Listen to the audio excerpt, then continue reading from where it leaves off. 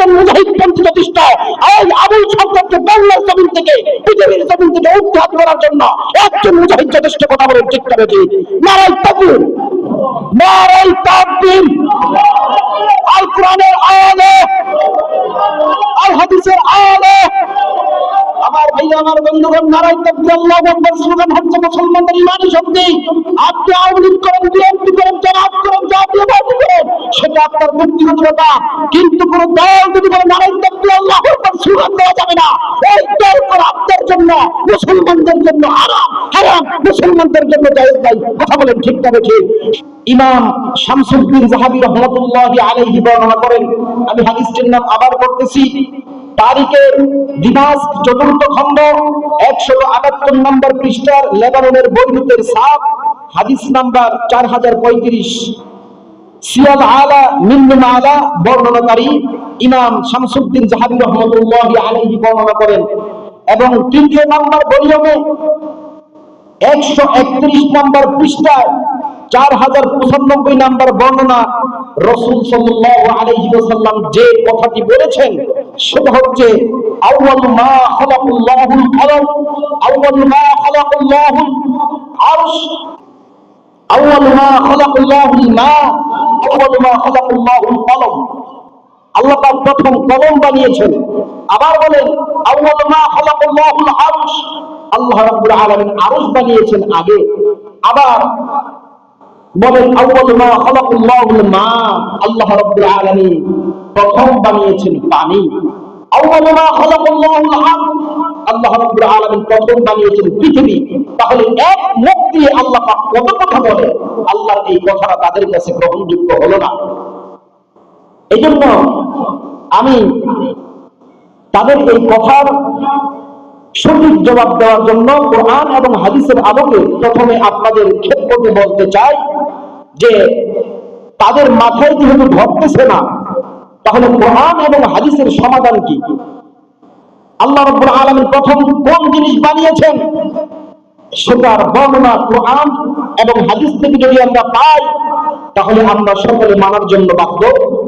আর যদি কোরআন এবং হাদিসের মধ্যে না থাকে, তাহলে সেটা চাপার জন্য যে যেটা বলতে চায় বলতে পারে।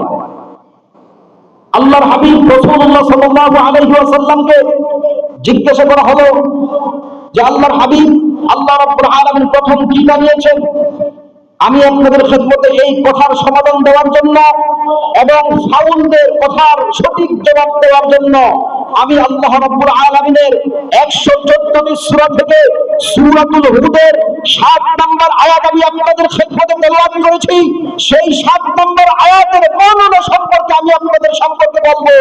পাশাপাশি আল্লাহর রাসূল সাল্লাল্লাহু আলাইহি ওয়াসাল্লাম যে হাদিস বলেছেন, সহিহ হাদিস, সহিহ আবু দাউদ শরীফের 4700 নম্বর হাদিস, সেই 4700 নম্বর হাদিসের বর্ণনার মাধ্যমে আমি আপনাদের খেদমতে সমাধান দেওয়ার চেষ্টা করব।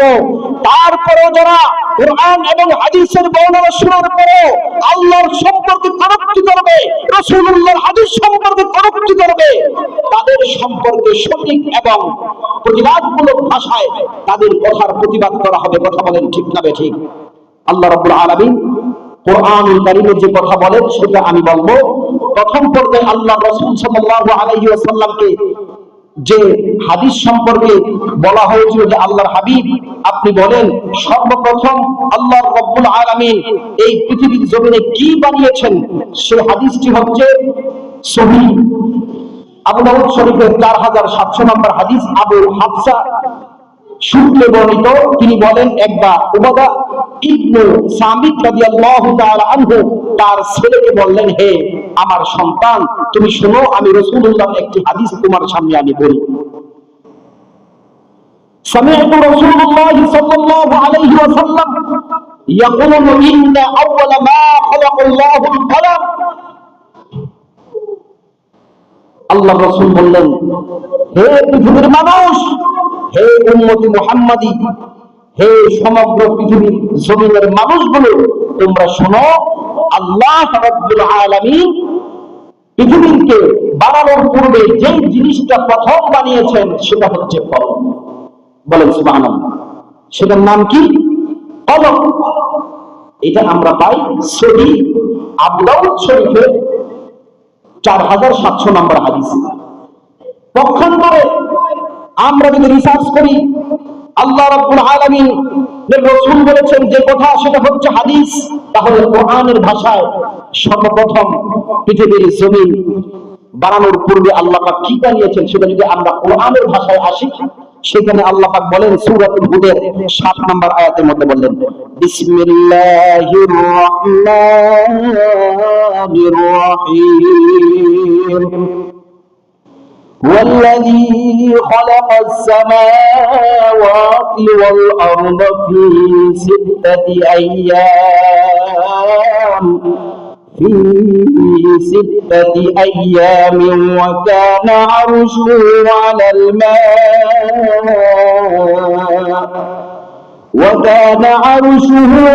الماء ليبلوكم أيكم أحسن عملا ولئن قلت إنكم مبعوثون من بعد الموت ليقولن الذين كفروا إن هذا إلا سحر مبين। বলেন আল্লাহু আকবার। আল্লাহ রাব্বুল আলামিন বলেন, হে পৃথিবীর মানুষ, আমি আল্লাহ রাব্বুল আলামিন বললাম, আমি রব্বুল আলামিন যখন মনস্থির করলাম পৃথিবী আমি তৈরি করব, তখন আমি আল্লাহ রাব্বুল আলামিন এই পৃথিবী, আকাশ বাতাস পাহাড় পর্বত জমিন, আমি আল্লাহ রাব্বুল আলামিন শাইআন আইয়াকুল লাহু কুন ফায়াকুন, আমি আল্লাহ রাব্বুল আলামিন কুন বলে সঙ্গে সঙ্গে ফায়াকুন বলার আগেই এই পৃথিবী তৈরি হয়ে গেছে। বলেন সুবহানাল্লাহ। আর এই পৃথিবী তৈরি করার সময়, যখন আমি পৃথিবী তৈরি করতেছি, তখন আমি আল্লাহ রাব্বুল আলামিনের আরশ ছিল পানির উপরে। কিসের উপরে? আল্লাহ রাব্বুল আলামিনের আরশ কোথায় ছিল? পানির উপরে। তার মানে এই বর্ণনার মধ্যে বুঝতে পারলাম, আল্লাহ পাক আরো বললেন, হে পৃথিবীর মানুষ, আমি পবিত্র কালামুল্লাহ শরীফের 114টি সূরার মধ্যে সূরাতুল হুদের 7 নম্বর আয়াতের মধ্যে বললাম, আমি আল্লাহ রাব্বুল আলামিন এই পৃথিবী এবং এই জমিন সৃষ্টি করার 50,000 বছর পূর্বে আমি আল্লাহ রাব্বুল আলামিন এই পৃথিবীর জমিনে কত মানুষ আসবে, কোন মানুষ আসবে, তাদের ভাগ্যের মধ্যে কি হবে, তারা কতদিন এই পৃথিবীর জমিনে বাঁচবে, তারা হায়াতের জীবন কতদিন পাবে, সেটা আমি আল্লাহ রাব্বুল আলামিন এই পৃথিবী তৈরি করার 50,000 বছর তাদের রিজিক, তাদের সম্পদ, তাদের ধন দৌলত, তাদের সন্তান সন্ততি, সমস্ত কিছু আমি আল্লাহ রাব্বুল আলামিন পৃথিবী বানানোর 50,000 বছর পূর্বে আমি তাদের ভাগ্য লিখে রেখেছি। বলেন সুবহানাল্লাহ। আল্লাহ পাক বললেন, আমি পৃথিবী বানানোর পূর্বে, মানুষ বানানোর পূর্বেও 50,000 বছর আগে আমাদের রিজিক, আমাদের ভাগ্য, আমাদের হায়াত, আমাদের মৌত সম্পর্কে আল্লাহ পাক লিপিবদ্ধ করেছেন। এই কথাটা সূরাতুল হুদের 7 নম্বর আয়াতের মধ্যে বললেন। পক্ষান্তরে আমার আলোচ্য বিষয় হলো, এই আলোচ্য বিষয়ের মধ্যে আমরা জানলাম আল্লাহ রাব্বুল আলামিন যখন এই আকাশ এবং পৃথিবী বানিয়েছেন, আল্লাহ পাক বললেন, যখন আমি পৃথিবী এবং আকাশকে বানাই, তখন আমার আরশ ছিল পানির উপর। তার মানে পৃথিবী বানানোর পূর্বে তিনি আরশ বানিয়েছেন। ঠিক না ঠিক? এই আয়াতের বর্ণনা পেলাম, পৃথিবী এবং জমিন বানানোর পূর্বে আল্লাহ পাক তার আরশ বানিয়েছেন, এবং আরশ কিসের উপর দণ্ডায়মান ছিল? পানির উপরে। তাতেও আমরা পাইলাম, এই সূরাতুল হুদের 7 নম্বর আয়াতে আমরা পাইলাম, পৃথিবীর আগে আল্লাহ পাক বানিয়েছেন আরশ, তিনার আরশ, এবং আরশ ছিল পৃথিবী বানানোর পূর্বে, আরশ ছিল পানির উপরে। তাহলে আরশের আগে ছিল পানি। তাহলে আল্লাহ এই আয়াত সম্পর্কে আমরা জানলাম, সর্বপ্রথম আল্লাহ বানিয়েছেন কি? পানি। এখন আমার আপনার রাসূল যদি বলেন, আউয়ালু মা খালাকাল্লাহুল মা, আল্লাহ পাক সর্বপ্রথম পানি বানিয়েছেন, মিথ্যা হবে না। আল্লাহ রাসূল বলেছেন, আমি আপনাদের যেই ভলিউমের দলিল দিয়েছি, তারিখে দিনাস 4th খণ্ড 177 নম্বর 78 নম্বর পৃষ্ঠা লেবাননের বৈরুতের 7 হাদিস নাম্বার 4035 নম্বর সিরিয়াল। এই সিরিয়াল আলা মিন্নুমালা বর্ণনাকারী ইমাম শামসুদ্দিন জাহাবি রহমাতুল্লাহি আলাইহি এই বর্ণনা করেন 3য় নাম্বার ভলিউমে 131 নম্বর পৃষ্ঠায় 4095 নম্বর বর্ণনায় রাসূল সাল্লাল্লাহু আলাইহি ওয়াসাল্লাম বলেন, হে উম্মতে মুহাম্মাদের দল, তোমরা শুনে নাও, আউয়ালু মা খালাকাল্লাহুল কলম, আল্লাহ রাব্বুল আলামিন সর্বপ্রথম বানিয়েছেন কলম। আউয়ালু মা খালাকাল্লাহুল আরশ, আল্লাহর রাসূল সাল্লাল্লাহু আলাইহি ওয়াসাল্লাম বললেন আল্লাহ পাক সর্বপ্রথম বানিয়েছেন আরশ। আরেকটা আসছে তারা বলে নবী বলছে আউয়ালু মা খালাকাল্লাহুল নূরি। আমি চ্যালেঞ্জ করে বলতে চাই, কোন কোরআনের ভাষার মধ্যে নাই আউয়ালু মা খালাকাল্লাহুন নূরি, আল্লাহর রাসূল সাল্লাল্লাহু আলাইহি ওয়াসাল্লামের নূরকে আল্লাহ পাক প্রথম বানিয়েছেন, এটার কোনো ভিত্তি নাই। আল্লাহর রাসূলের নূরকে বানিয়েছেন, এটার কোনো সহিহ হাদিস নাই। এখন আপনার কাছে 1 কোটি টাকা আছে, সেই টাকা জমা করতে গেছেন, জমা করার পর ব্যাংকের লোক কর্মচারী ম্যানেজার যদি বলে আপনার এই টাকাগুলো সমস্ত টাকা জাল, তাহলে আপনার টাকার কোনো মূল্য আছে? টাকা তো আপনার কাছে আছে কিন্তু সঠিক টাকা নয়। এই জন্য আউয়ালু মা খালাকাল্লাহুন নূরি, আবুল সরকার, আবুল আমি তার নাম দিব না, সে জানোয়ার, নব্য জানোয়ার, নব্য ফেরাউন, নব্য নমরুদের পেটা মুন্ডা সেই আবুল। সে বলেছে আল্লাহর কথার গুড়া গুন্ডা আর মুখ গুন্ডা আমি পাই না, কারণ আল্লাহ এমন সময় এমন কথা বলে আউয়ালু মা খালাকাল্লাহুন নূরি, এই কথাটাকে আল্লাহ রাসূল বলে। চ্যালেঞ্জ করলাম, কোন কিতাবের মধ্যে যদি আপনারা পান যে আউয়ালু মা খালাকাল্লাহুন নূরি আমার আপনার রাসূল বলেছেন, আমি জিন্দেগিতে আর ওয়াজ করব না, কথা বলবো, এটা হচ্ছে জাল হাদিস। তবে কোনটা আউয়ালু মা, 1 নাম্বার বুঝবেন, আউয়ালু মা খালাকাল্লাহুল কলম, বুখারী আবু দাউদ শরীফে 4700 নম্বর হাদিসের মধ্যে আসছে, নবী বলছে প্রথম সৃষ্টি করেছেন কলম। আবার আমার আপনার নবী বলছে আউয়ালু মা খালাকাল্লাহুল আরশ, এটাও সঠিক। আউয়ালু মা খালাকাল্লাহুল মা, পানি, এটাও সঠিক, আল্লাহ পাক প্রথম সৃষ্টি করেছেন পানি, এটাও সঠিক। আউয়ালু মা খালাকাল্লাহুল আরশ, আল্লাহ পাক আরশ সৃষ্টি করেছেন, এটাও সঠিক। তাহলে এখন আমাদের ইজমা এবং কিয়াস আমাদের বুঝতে হবে। ফতোয়া কাকে বলে, ফতোয়া বুঝতে হবে। মাসআলা কাকে বলে সেটা বুঝতে হবে। জিহাদ কাকে বলে সেটা বুঝতে হবে। মাসআলা কি, সঠিক সমাধান কোনটা? সমাধান হচ্ছে দুইটার সমাধান কি, দুইটার সমাধানে আসা। সমাধান হচ্ছে আল্লাহ রাব্বুল আলামিন যেই কথাটি বলেছেন সেটা সঠিক, নবী যেটা বলেছেন সেটাও সঠিক। আমাদের ব্যাখ্যা করতে ভুল। ব্যাখ্যা কোনটা?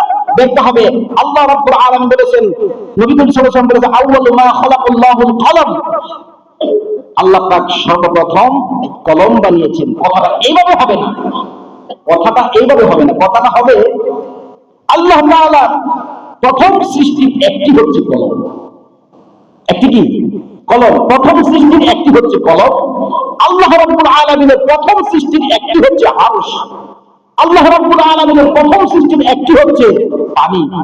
আল্লাহ রাব্বুল আলামিনের প্রথম সৃষ্টির একটি হচ্ছে আল্লাহ রাব্বুল আলামিনের কি তৈরিকৃত পানি। এটা আমাদের বোঝার বিষয়। বোঝার বিষয় কিভাবে? যে ব্যক্তি, যে লোক কলম তৈরি করতে পারে, পানি তৈরি করতে পারে, আরশ তৈরি করতে পারে, পৃথিবী তৈরি করতে পারে, সে ব্যক্তি সমস্ত জিনিসগুলো একসাথে তৈরি করার ক্ষমতা তার আছে কি নাই? বলেন আছে কি নাই? তাহলে সমাধান হচ্ছে আল্লাহ রাব্বুল আলামিন প্রথম তৈরি করেছেন আরশ, প্রথম তৈরি করেছেন কলম, প্রথম তৈরি করেছেন নবী করিম সাল্লাল্লাহু আলাইহি ওয়াসাল্লাম নূর, প্রথম তৈরি করেছেন পৃথিবী। তাহলে এক মুখে কত কথা বলে, এটা আপনার আমার বোঝার সমস্যা। ডেট ফেল গাঞ্জা খাইলে যেরকম হয়, তারা গানের স্টেজে উঠে ডেট ফেল গাঞ্জা খায়, আরো যে কত কিছু খায়, বাংলা মদ খায়, ডেট ফেল গাঞ্জা খায়, যেগুলা ডেট ফেল গাঞ্জা খায়া কুরআন এবং হাদিসের বিরোধিতা করতে যায়, আল্লাহ রাসূল সম্পর্কে বিরোধিতা করতে যায়, তারা তো এরকম বাজে মন্তব্য করবেই, কারণ তারা তো ডেট ফেল গাঞ্জা খায়া উঠছে। আর যদি সঠিক গাঞ্জা খাইতো তাহলে গাঞ্জা খুররো আল্লাহর সামনে কখনো বেয়াদবি করে না। কথা বলেন ঠিক না ঠিক? ইয়া রাসূলুল্লাহ, আপনার কাছে একটা বিচার নিয়ে আসছে। কি বিচার? এই হচ্ছে ইহুদি আর আমি মুসলমান। এখন আমাদের মধ্যে একটা তর্ক হচ্ছে এই জিনিসটা নিয়ে। আল্লাহ রাসূল, আমি তো মুসলমান, সে তো ইহুদি, একটা সমাধান করে দেন। আল্লাহ রাসূল বললেন, এই ইহুদি, তুমি তোমার ঘটনা বলো। বললেন, মুসলমানকে বলল, এই আমার উম্মত, তুমি তোমার ঘটনা বলো। বলার পর আপনার রাসূল রায় দিলেন ইহুদির পক্ষে। কার পক্ষে? কার পক্ষে? ইহুদির পক্ষে রায় দিলেন। দেওয়ার পর মুসলমান বললেন, মনে মনে ভারাক্রান্ত মন নিয়ে সে ওখান থেকে চলে গেলেন। যাওয়ার পর বলছে, এই বিচার মুহাম্মাদের কাছে হবে না, এই বিচার নিতে হবে আমিরুল মুমিনিন খলিফাতুল মুসলিমিন হযরত ওমরের দরবারে। ওমর সঠিক বিচার করবেন। এই আশায়, এই তামান্না ব্যক্ত করে তিনি চলে গেলেন ওমরের দরবারে। যায় ডাকলেন, আসসালামু আলাইকুম ওয়া রাহমাতুল্লাহ। ওমর, আপনি কি বাড়িতে আছেন? ওমর সালামের জবাব দিয়ে বললেন, ওয়া আলাইকুম আসসালাম। কে ভাই? ভাই, আমি আপনার জাতি একজন ভাই, মুসলমান, আমি অমুক গোত্রের লোক, আমি ইসলাম ধর্মের ধর্মিত ব্যক্তি। তো কি জন্য আসছো? তো বলল, ভাই ওমর, আমি তোমার কাছে একটা সানি বিচারের জন্য আসছি। সানি বিচার? সানি বিচার কি? তো বলল, দেখেন, এই একটা জিনিস নিয়ে আমি আমার রাসূলের কাছে বিচার নিয়ে গেছিলাম। যাওয়ার পর আমি হচ্ছি মুসলমান, নবী আমার পক্ষে রায় না দিয়া রায় দিলেন ইহুদির পক্ষে। এই রায়টা আমার কাছে পছন্দনীয় হলো না, এজন্য আমি ইসলাম ভিত্তিক সঠিক একটা রায়, ওমর, আমি তোমার দরবারে চাই। হযরত ওমর ডাক দিয়ে বললেন, ভাই, তুমি জায়গা মতো আসছো। আমি এমন ওমর, যে ওমরের হুঙ্কার শোনার পর সিংহ, বাঘ এবং বকরি, ভেড়া বকরি সমস্ত প্রাণীকুল এক ঘাটে পানি খায়। যখন বুঝতেছে এই জঙ্গলার পাশ দিয়ে হযরত ওমর যাইতেছে, সাবধান হয়ে যাও, তখন জঙ্গলার বাঘ পর্যন্ত এবং বকরি এবং হরিণ পর্যন্ত এক ঘাটে পানি খায়। শয়তান, আমি ওমর যেই রাস্তা দিয়ে যাই, সেই রাস্তা দিয়ে শয়তান পর্যন্ত যায় না। তুমি জায়গা মতো আসছো। ভাই, তুমি একটু দাঁড়াও, আমি ঘর থেকে আসতেছি, তোমার বিচারটা আমি সঠিকভাবে করে দেব। বলেন সুবহানাল্লাহ। এই কথা বলছে। ওমর গেছে ঘরের ভিতরে। যাওয়ার পর ইহুদিকে, মুসলমানকে বলেন, ভাই তুমি দরজার সামনে দাঁড়াও। দাঁড়াইছে। দাঁড়ানোর পর হযরত ওমর রাদিয়াল্লাহু তাআলা আনহু ঘরের ভিতরে গেলেন। যাওয়ার পর সবচাইতে ধারালো যে অস্ত্র, সবচাইতে ধারালো যে তলোয়ার, সেই তলোয়ার নিয়ে আসছেন। আসার পর বললেন, হে মুসলমান, তুমি সোজা হয়ে আমার সামনে দাঁড়াও। এখন আমি রায় ঘোষণা করবো। সেই রায় তুমিও সন্তুষ্ট হইবা এবং ইহুদিও সন্তুষ্ট হবে এবং আল্লাহর রাসূলও সন্তুষ্ট হবে। বলেন সুবহানাল্লাহ। রায় শুনবে এবং মুসলমান দাঁড়াইছে। দাঁড়ানোর পর ডাক দিয়ে বলল, তুমি যে বিচারের জন্য আমি ওমরের দরবারে আসছো, সেই বিচার আমি ওমর করব। যে ব্যক্তি মুসলমান হওয়ার পর নবী করিম সাল্লাল্লাহু আলাইহি ওয়াসাল্লামের জীবদ্দশায় যে ব্যক্তি নবী করিম সাল্লাল্লাহু আলাইহি ওয়াসাল্লামের বিচার মানবে না, সে সানি বিচার দেওয়ার জন্য ওমরের কাছে আসছে। সানি বিচার এমনি হয়, নারায়ে তাকবীর, আল্লাহু আকবার, নারায়ে তাকবীর, আল্লাহু আকবার, লিল্লাহি তাকবীর, আল্লাহু আকবার, আল্লাহু আকবার বলে এক পুশ দিয়ে সেই মুসলমানের গর্দান থেকে, তার দেহ থেকে মাথা আলাদা করে দিলেন। বলেন সুবহানাল্লাহ। আর ডাকতে বললেন, হে মুসলমান, তোমরা নামদারি মুসলমান, যে মুসলমান হওয়ার পর রাসূলুল্লাহর বিচার তোমরা মানতে পারো না, আমি ওমরের কাছে আসছি সানি বিচার পাওয়ার জন্য। যে মুসলমান নবী সাল্লাল্লাহু আলাইহি ওয়াসাল্লামের বিচার মানবে না, সে ওমরের বিচার মানবে না। এই যে নবীর বিচার হচ্ছে এই, তুমি দুনিয়া থেকে তোমাকে চলে যেতে হবে। বলেন আল্লাহু আকবার।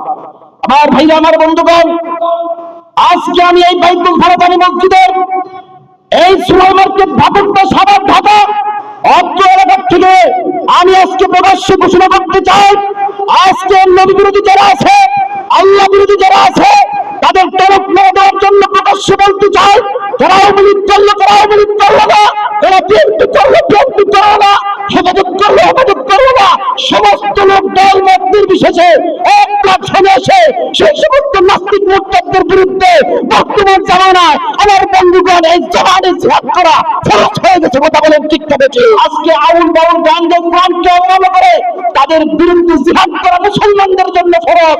কোন জিহাদ? সেটা হচ্ছে জবান দ্বারা জিহাদ। আর জবান দ্বারা জিহাদ করার পর বিরুদ্ধে ক্ষান্ত না হয়, জান দ্বারা মাল দ্বারা আল্লাহর রাস্তায় জিহাদ করতে হবে। কথা বলেন ঠিক না বেঠিক?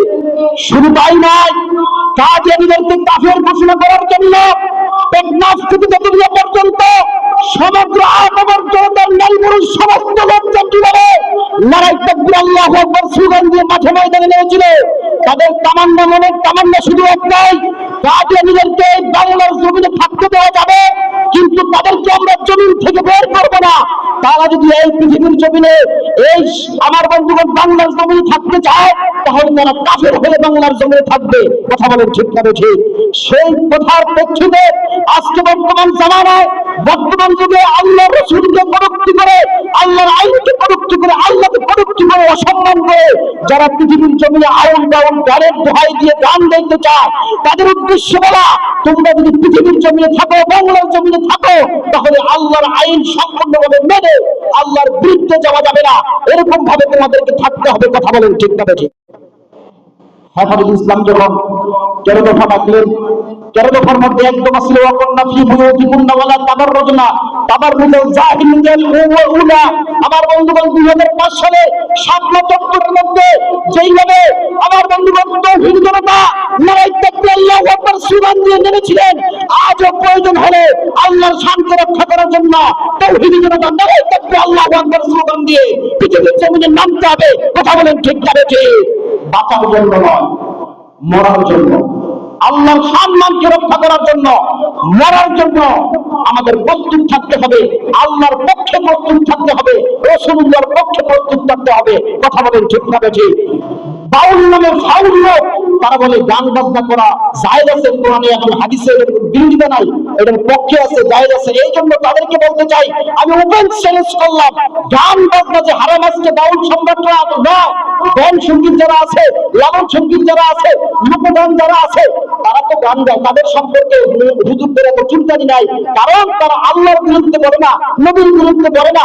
আর তারা কেবলমাত্র 2 লাইন সূরা শিকার পর তারা কোরআনের বিরুদ্ধে করে, হাদিসের বিরুদ্ধে করে। এই জন্য বলতে চাই, গান বাজনা যেহেতু হারাম, এগুলো হারামকে হারাম জেনে তোমরা গাইতে গাইতে জাহান্নামে যাও। আল্লাহ রাব্বুল আলামিনের 7টা জাহান্নামের মধ্যে জায়গার অভাব নাই। কিন্তু আমি চ্যালেঞ্জ করলাম, যে সমস্ত আবুল মার্কা ভক্ত রয়েছে, তোমরা বলবো গান জায়েজ, তাদের সামনে আমি বাহাস করব, কোনো মুফতি মুহাদ্দিসের দরকার নাই। ওপেন চ্যালেঞ্জ দিয়ে আমি তোমাদের সামনে আমি চ্যালেঞ্জ করলাম, গান বাজনা যদি তোমরা হারাম মনে না করো, হারাম মনে না করে তোমরা শোনো, তাহলে আমার সঙ্গে চ্যালেঞ্জে বসো। আমি চ্যালেঞ্জ করে দেখাই দেব, যদি আমি চ্যালেঞ্জের মধ্যে যদি আমি প্রমাণ করতে পারি গান বাজনা হারাম, দাড়ি কাটা হারাম, যদি আমি প্রমাণ করতে পারি, তাহলে গান বাজনা ছাড়তে হবে এবং দাড়ি রাখতে হবে। এই কোরআন সম্পর্কে তারা জানাস, কোরআনের বাস সহিভাবে করতে পারবি, এটা এবারত করতে পারবি হাদিসের, সে ব্যাখ্যা দেয়, সে উঠা ডেট ফেলে গান জানা খায়া ব্যাখ্যা দেয়। তুই আউযু বিরাব্বিন নাস মানে কি? তুই আউযু বিরাব্বিন নাস বলার সঙ্গে সঙ্গে দুটোর মধ্যে বাড়িতে সাঙ্গ পাঙ্গ যারা আছে বাড়িতে বাসিদেরটা ফুটে আউযু বিরাব্বিন নাস, সাঙ্গরা বাড়িতে যাবেন কি? আল্লাহ বলছেন নাস, এই যে 90 রমজানের আটক করছে। আউযু বিরাব্বিন নাস মালিকিন নাস, কত বড় বেয়াদব মালিকিন নাস, ইলাহিন নাস, ইলাহিন নাস, মিন শারিল ওয়াসওয়াসিল নাস। এমনি বলে আল্লাযী ইউওয়াসওয়িসু ফি সুদুরিন নাস মিনাল জিন্নাতি ওয়ান নাস। আর সাঙ্গরা বাড়িতে আল্লাহ বলছে, এর ব্যাখ্যা করে, সে এটা ব্যাখ্যা করে, সে ব্যাখ্যা করে কি? উলাউল নাস, এ আমার বান্দারা তোমরা নাচো, মালিকিন নাস সবাই নাচো। আল্লাহ বলছে নাচতে। কোরআনের মধ্যে কি আল্লাহ আউযু বিন্নাস মালিকিন নাস ইলাহিন নাস মিন শাররিল ওয়াসওয়াসিল খান্নাস, এখানে কি আল্লাহ পাক সমস্ত তার বান্দাগুলোকে নাচতে বলছে? হ্যাঁ, নাচতে বলছে।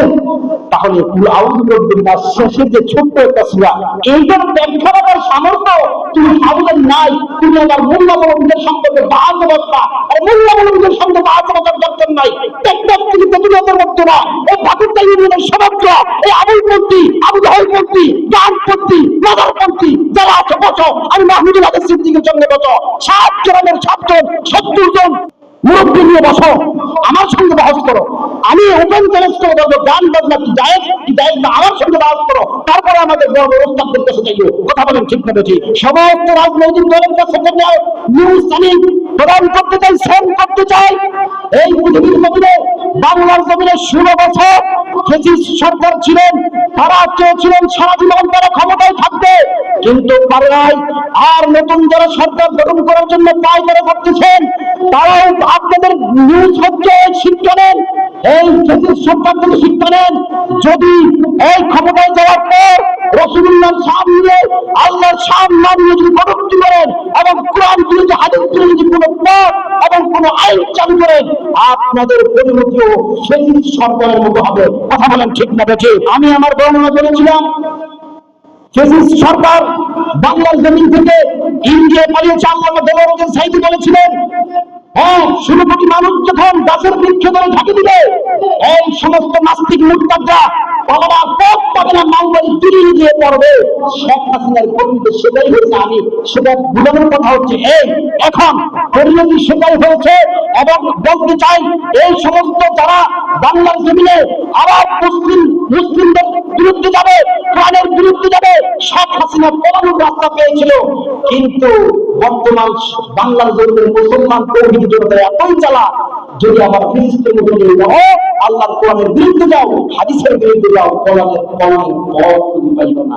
কথা বলেন ঠিক না বেঠিক? কারণ মানুষ বলেছে 50 বছর যদি ক্ষমতায় কেউ জোরপূর্বক থাকে, তাহলে তাকে কিভাবে নামাতে হয়, আর নামানোর পর তার পালিশ আল্লাহর জন্য আল্লাহর কোরআনের বিরুদ্ধে করলে, হাদিসের বিরুদ্ধে করলে, মূল্যবানের বিরুদ্ধে করলে, আলেমের বিরুদ্ধে করলে এই বাংলার জমিনে ঠাই নেই। কারণ এটা হচ্ছে শাহজালালের বাংলাদেশ, শাহপরানের বাংলাদেশ, কিতাবুলের বাংলাদেশ, ইসলামী আন্দোলন চরমুনের বাংলাদেশ, মামুনুল হক সাহেবের খেলাফত মজলিসের বাংলাদেশ, জামাতুল ইসলামের বাংলাদেশ, চরমুনাইপুরের বাংলাদেশ, সরসিনাইপুরের বাংলাদেশ। কথা বলেন ঠিক না ঠিক? এই দেশে সম্পূর্ণ আইন চলবে কোরআনের ভাষায়। যারা কোরআন এবং হাদিসের পক্ষে আছে, আমি জামাত বুঝি না, আমি ইসলামী আন্দোলন বুঝি না, আমি চরমুনাইপুর বুঝি না, আমি সরসিনাইপুর বুঝি না, আমি আব্দুসির মুরিদ বুঝি না, আমি চন্দ্রপুর বুঝি না। যারা কোরআন এবং হাদিসের পক্ষে দাওয়াত দিবে, মরার জন্য কারাগারে নিয়ে আছেন, দুই হাত তুলে দেখা, দুই হাত তুলে দেখা। নারায়ে তাকবীর, নারায়ে তাকবীর, নারায়ে তাকবীর। আল কোরআনের আলে, আল হাদিসের আলে। আমার ভাই, আমার বন্ধুগণ, নারায়ে তাকবীর, আল্লাহু আকবার স্লোগান হচ্ছে মুসলমানদের ইমানি শক্তি। আপনি আওয়ামী লীগ করেন, বিএনপি করেন, জামাত করেন, জাতীয় পার্টি করেন, সেটা আপনার ব্যক্তিগত ব্যাপার। কিন্তু কোন দল যদি বলে নারায়ে তাকবীর, আল্লাহু আকবার স্লোগান দেওয়া যাবে না, এই দল করে আপনার জন্য, মুসলমানদের জন্য হারাম, হারাম মুসলমানদের জন্য জায়েজ নাই। কথা বলেন ঠিক না?